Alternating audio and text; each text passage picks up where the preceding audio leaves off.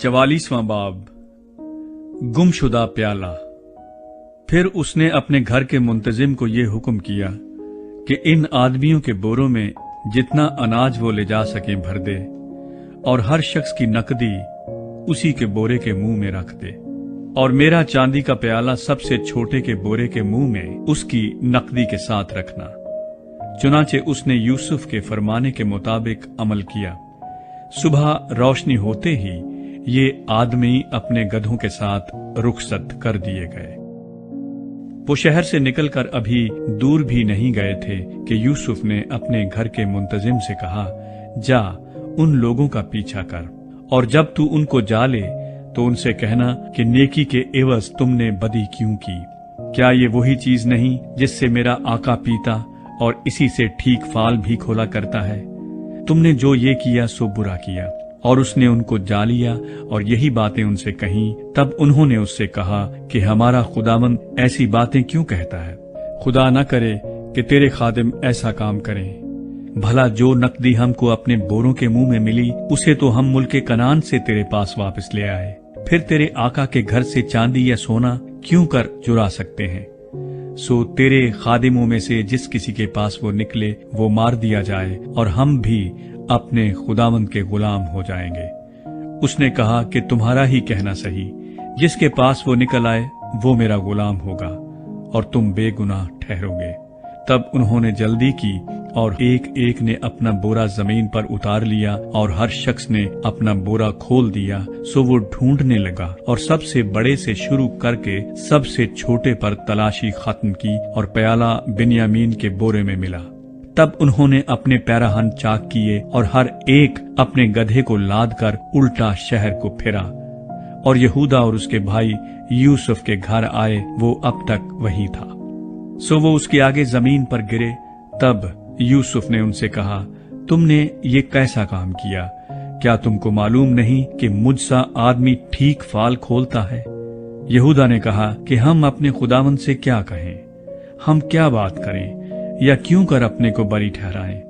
खुदा ने तेरे खादिमों की बदी पकड़ ली, सो देख हम भी और वो भी जिसके पास प्याला निकला दोनों अपने खुदावंद के गुलाम हैं। उसने कहा, खुदा ना करे कि मैं ऐसा करूं। जिस शख्स के पास ये प्याला निकला वही मेरा गुलाम होगा और तुम अपने बाप के पास सलामत चले जाओ। यहूदा बिन्यामीन के लिए इल्तिजा करता है। तब यहूदा उसके नजदीक जाकर कहने लगा, ऐ मेरे खुदावंद, जरा अपने खादिम को इजाजत दे कि अपने खुदावंद के कान में एक बात कहे और तेरा गजब तेरे खादिम पर न भड़के, क्योंकि तू फिरौन की मानिंद है। मेरे खुदावंद ने अपने खादिमों से सवाल किया था कि तुम्हारा बाप या तुम्हारा भाई है, और हमने अपने खुदावंद से कहा था कि हमारा एक बूढ़ा बाप है और उसके बुढ़ापे का एक छोटा लड़का भी है, और उसका भाई मर गया है और वो अपनी माँ का एक ही रह गया है। सो उसका बाप उस पर जान देता है। तब तूने अपने खादिमों से कहा कि उसे मेरे पास ले आओ कि मैं उसे देखूं। हमने अपने खुदावंद को बताया कि वो लड़का अपने बाप को छोड़ नहीं सकता, क्योंकि अगर वो अपने बाप को छोड़े तो उसका बाप मर जाएगा। फिर तूने अपने खादिमों से कहा कि जब तक तुम्हारा छोटा भाई तुम्हारे साथ न आए तुम फिर मेरा मुंह न देखोगे। और यूं हुआ कि जब हम अपने बाप के पास जो तेरा खादिम है पहुँचे तो हमने अपने खुदावंद की बातें उससे कही। हमारे बाप ने कहा, फिर जाकर हमारे लिए कुछ अनाज मोल लाओ। हमने कहा, हम नहीं जा सकते। अगर हमारा सबसे छोटा भाई हमारे साथ हो तो हम जाएंगे, क्योंकि जब तक हमारा सबसे छोटा भाई हमारे साथ न हो हम उस शख्स का मुंह न देखेंगे। और तेरे खादिम मेरे बाप ने हमसे कहा, तुम जानते हो कि मेरी बीवी के मुझसे 2 बेटे हुए।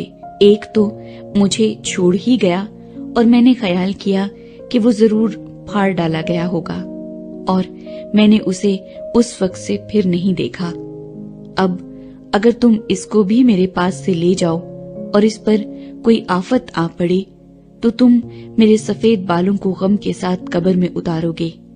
सो अब अगर मैं तेरे खादिम अपने बाप के पास जाऊं और ये लड़का हमारे साथ ना हो, तो चूंकि उसकी जान इस लड़के की जान के साथ वाबस्ता है, वो ये देखकर कि लड़का नहीं आया मर जाएगा। और तेरे खादिम अपने बाप के, जो तेरा खादिम है, सफेद बालों को गम के साथ कब्र में उतारेंगे। और तेरा खादिम अपने बाप के सामने इस लड़के का जामिन भी हो चुका है और ये कहा है कि अगर मैं उसे तेरे पास वापस ना पहुंचा दूं तो मैं हमेशा के लिए अपने बाप का गुनाहगार ठहरूंगा।